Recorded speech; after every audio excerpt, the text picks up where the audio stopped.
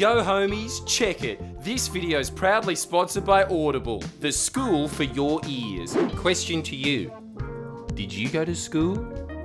Do you remember these instances? That's why this edition of Friendlyjordies is called Vivid School Memories. Birthed by Matt the editor and I having lunch with a very simple measuring system. Do you remember that one male teacher that would wear green zinc on his nose? Why, yes I do, Jordan. Alright, goes in the script. And here are the fruits of our labour. This is the definitive list. If you don't tick every single one of these boxes, you're lying. You were homeschooled. I'm gonna be like Joel Turner when I grow up. First off in the comments box, was your hero Joel Turner? Please let us laugh at your expense. That is sadder than being 12 and wanting to be Psy. The first universal memory of Australian students is, we're starting off strong, you putting on your socks in 100 times slow motion, hoping that one day that strategy would result in you seeing the final third of a Dragon Ball Z episode. It never worked. Always your mum was going, put on your shoes! It's honestly like that Greek mythology story of that man that was doomed to push a boulder up a mountain for all of eternity and it just going right back to where it started. We know that guy's plight because we were always seconds away from seeing Majin Buu's final attack before get in the car! Why can't we just live closer to school? Number 2, and because these are memories of primary school, do you know what number 2 means? That's right, it means poop. Recess.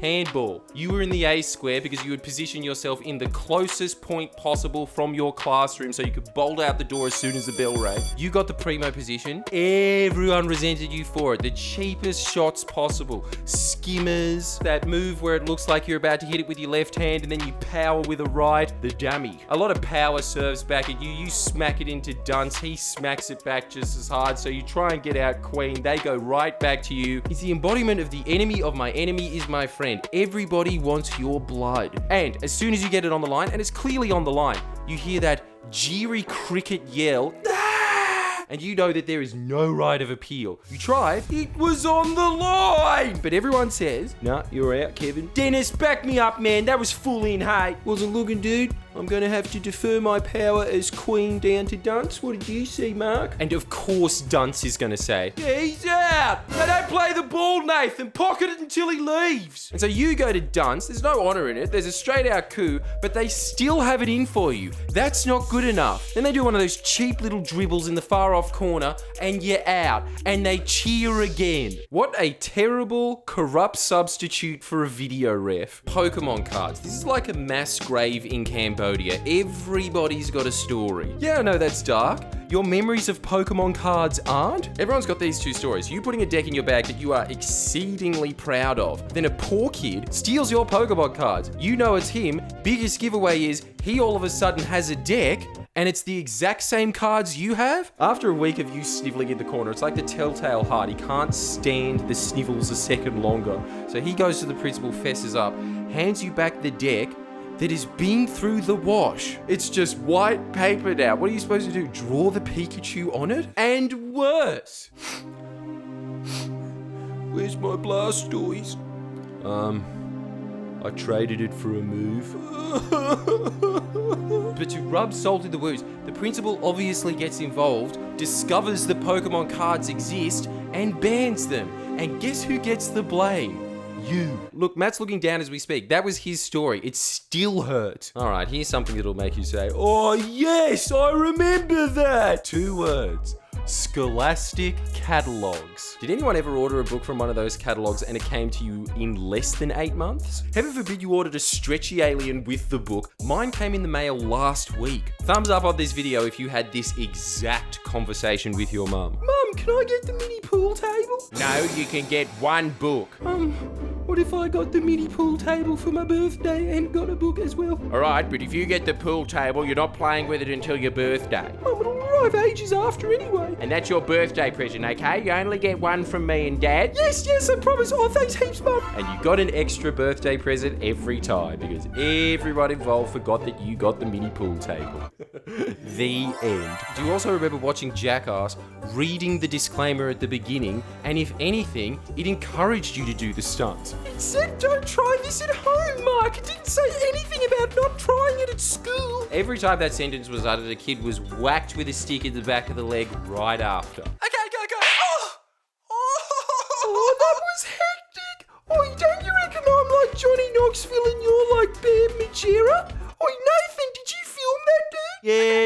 got it in me Nokia phone. How good's this? Camera and snake. Oh, the assembly bell. Do we have any announcements to read out? Yep, one.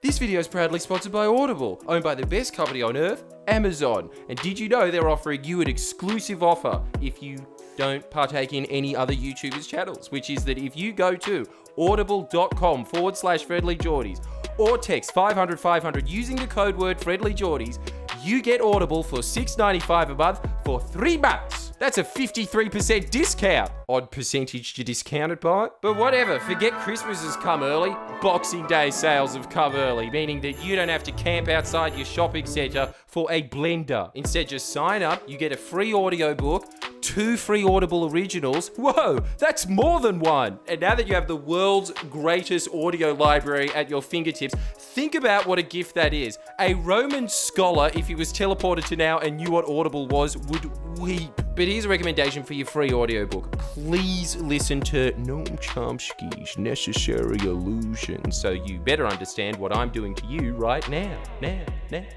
That's audible.com/Friendlyjordies or text 500 500 using the code word Friendlyjordies. Class dismissed. What about this? Nice, simple, straightforward memory.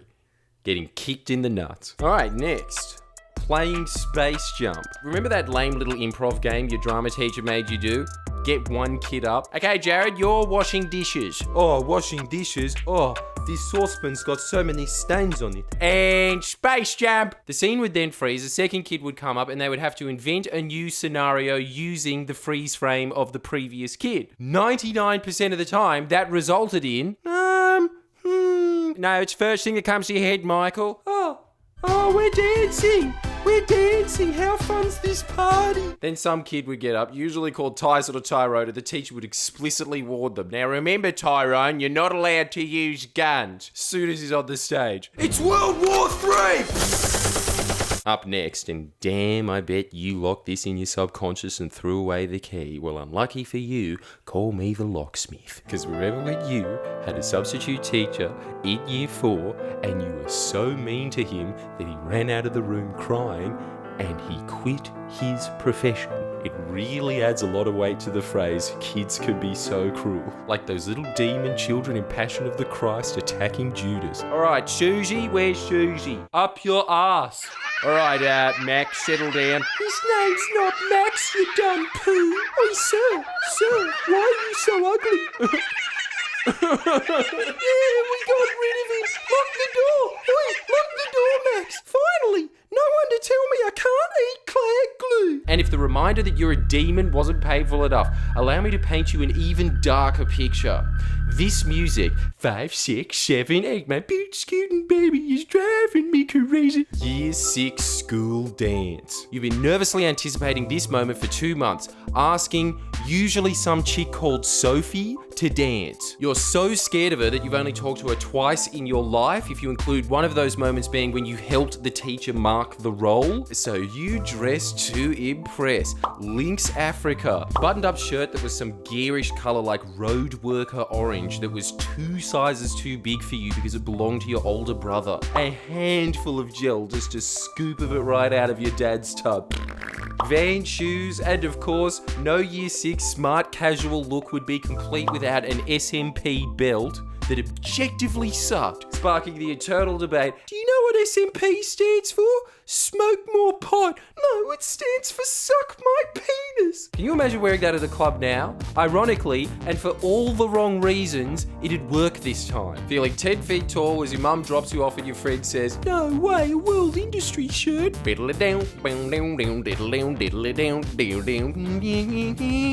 as soon as you open the doors, all confidence shatters. You take your rightful place on the boys' side of the dance hall. Drinking the red cordial, hoping to muster some Dutch courage, it just makes your heart beat way faster, and then you hear the inevitable trumpet horn, like the Urukai at the gates of Helm's Deep.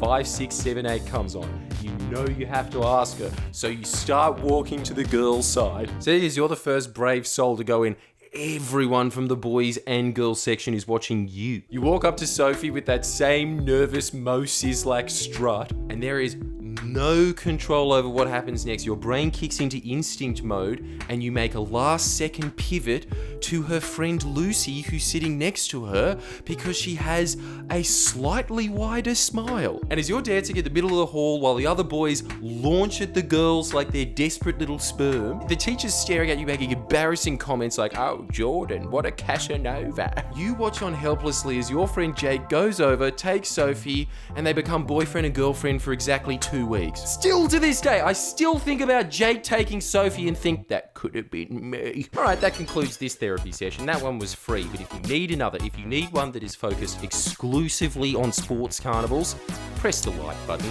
Get us to 21,000 likes. And if we do, we will unravel the mysteries of how the overly Christian kid always got first place in the 100-meter sprint.